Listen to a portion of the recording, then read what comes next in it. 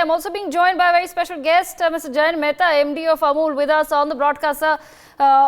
Good evening to you. Thank you so much for taking out this time to speak to us. Amul, of course, is a brand that every Indian, especially living in India and abroad, even abroad, they all know about. So no introductions needed there. I'd just like to understand from you.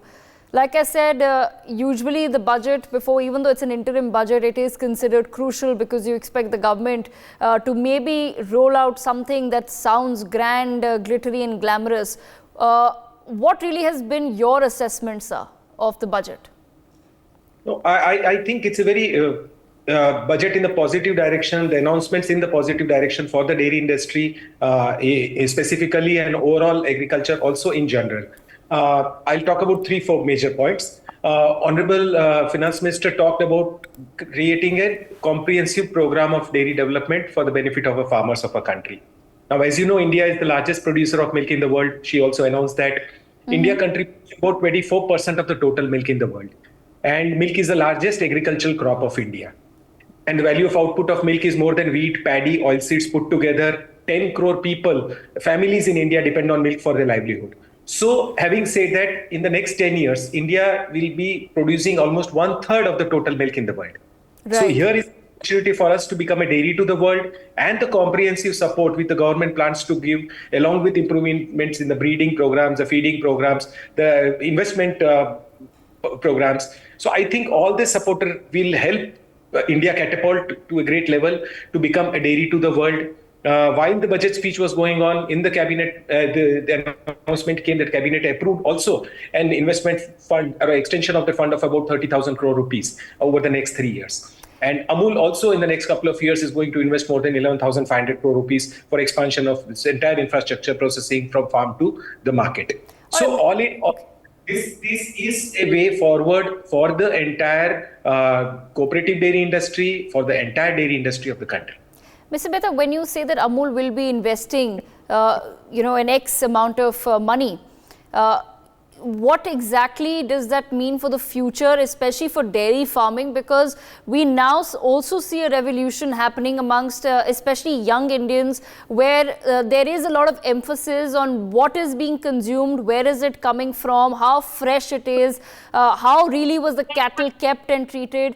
Are we being able to make that transition, sir, in terms of, one can also call them global standards, that people feel that some sort of a standardization has to happen in terms of the milk that is reaching each and every household, and it can't just be something, a commodity that is limited to the upper class or the elite. Absolutely right, because India is not just the largest producer of milk in the world, it's also the largest consumer of milk in the world. And the new set of consumers today are looking at every single aspect of milk. And when you say milk, it's actually a superfood because it's a combination of the good quality fats, good quality protein, good quality calcium, vitamins, and all this you cannot get anywhere else but in a simple compact product like milk. Having said that, you also look at the key aspect of the production of milk. Now, Honorable Finance Minister invoked the speech of Honorable Prime Minister delivered in last year's Independence Day when he said that we are looking at the forecasts of the country and government has to support them. He talked about the women. These include the women, this includes the youth, it includes the farmers, and it includes the garib or the poor. A dairy cooperative is one which very seamlessly integrates all four of them and works for the overall benefit of eradication of poverty, empowerment of women or women-led development, giving additional income to the farmers, and more importantly, help those who are the have-nots of the society. So this is the demonstration of the model, and here you are talking of scaling it up to a bigger level, to a global level, and when you say dairy to the world, of course it means matching international standards. And the investments which Amul or any other cooperative or organization in the country will make will help India get into that position. And Mr. Mehta, you've mentioned that yes, India will be able to reach those targets with some of the announcements that have been made and with the ongoing existing schemes. But is there some aspect that the government perhaps needs to look at, say, for the next decade, as per you in your assessment? Other announcements which the government made about investment in food processing sector, in storage, in branding, in marketing. So that is one part of it. The second announcement government also the budget speech also mentioned was about, say, compulsory blending of compressed biogas into the gas ecosystem of the country. Now, this highlights the importance of the dairy sector to promote the circular economy of the country. As you must be aware, Amul has already championed this. We have set up plants of collecting the dung from the farmer, processing it, making bio CNG out of it, running fuel stations. What gets left behind the slurry is biofertilizer, which goes back to the field, promotes organic farming. India imports a lot of fuel in form of gas. India imports a lot of fertilizers. Here you are taking care of both the elements of imports, reducing the import dependence and using our locally owned resources. Now, more than 30 crore cattle in the country. The cooperatives have a very strong supply chain collection of milk from the villages. We similarly start collecting dung, process it, and with the support of the government and blend 5 to 10% into this, you can imagine the advantage the country will have. This was also announced, and the government is going to support also the process of collection and processing of this bio waste in the country.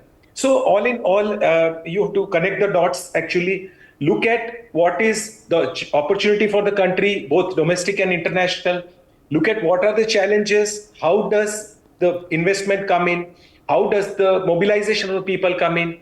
You add more cooperatives in the country, more dairies in the country, include more farmers into it, and I'm sure the benefits which we have seen India coming from a country which was very poor as far as milk production was concerned to becoming the largest producer, and now eventually leapfrog to become the dairy to the world. Absolutely. Mr. Mehta, very interesting points there raised by you, because as Mr. Mehta was also pointing out, that it's not just about the supply of milk and milk products. There's a lot, because the ecosystem for Amul as a large cooperative already exists. So they're able to tap into what else is being produced on those farms that can then go into several different directions and perhaps becomes a great opportunity, Mr. Mehta, maybe even for young entrepreneurs to tap into and maybe come up with some sort of plans and ideas in their villages or in their districts of what they can do with the supply that's coming in from Amul. It's not necessary that it has to go to some to some plant that the government has necessarily set up. Yes, absolutely. I think that's the direction in which the country is moving. The focus on research, the investment being given on research, interest-free capital being extended for all this. I think this will really motivate the large number of youth, and more than two-thirds of the youth is in the rural areas. It will spark a lot of innovation and interest amongst every segment of the society. And speaking of research, sir, there's an unprecedented focus this time around on R&D. The government has announced rupees 1 lakh crore corpus specifically for research and development in the nation. We're yet to understand the fine print of that, what that will really mean. But how do you feel that more people can perhaps be encouraged to take up R&D in, say, the farming or the animal husbandry sector, which can maybe help improve output, at the same time bring in newer technology?